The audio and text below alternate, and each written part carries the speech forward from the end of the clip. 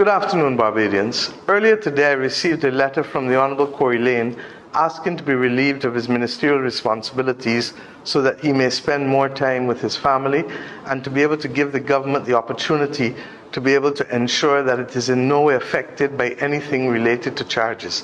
He has asked that he be noted for his complete innocence in these matters, and he is entitled to that.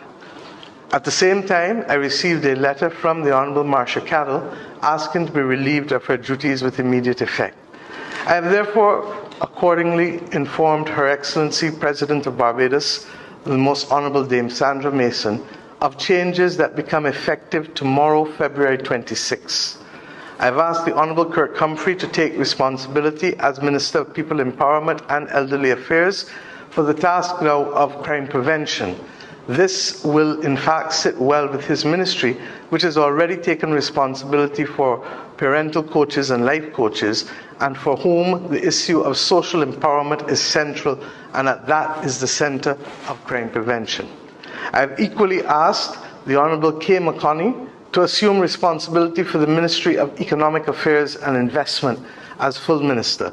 This will allow her to be able to undertake these hefty responsibilities, particularly as we move to a BERT 3.0 program, a Barbados Economic Recovery Transformation 3.0, as we come to the end of our IMF program at the end of June, and therefore we need to ensure that we lay the platform for sustainable growth and development. I have asked the Honourable Chad Blackman to assume responsibility for the Ministry of Educational Transformation, which will focus on pre-primary, primary and secondary education. I have asked the Honourable Sandra Husbands to assume responsibility for Ministry of Training and Tertiary Education, recognizing that government would wish to put all of its training programs in one, those from the Ministry of Public Service, those from the National Transformation Initiative, all of those previously in the Ministry of Education, so that the country can undertake a massive program for the upskilling of our people. I've said over and over that our responsibilities towards having skills for the requisite task of building out this country is the thing that keeps me up at night, not balance of payments or indeed debt anymore, as was the case when we first took office. I've also asked Mr. Jonathan Reid to assume responsibility as Minister of Innovation, Industry, Science and Technology. Mr. Reid previously served as my Chief of Staff and is therefore well familiar with all of these issues and programs and can hit the ground running.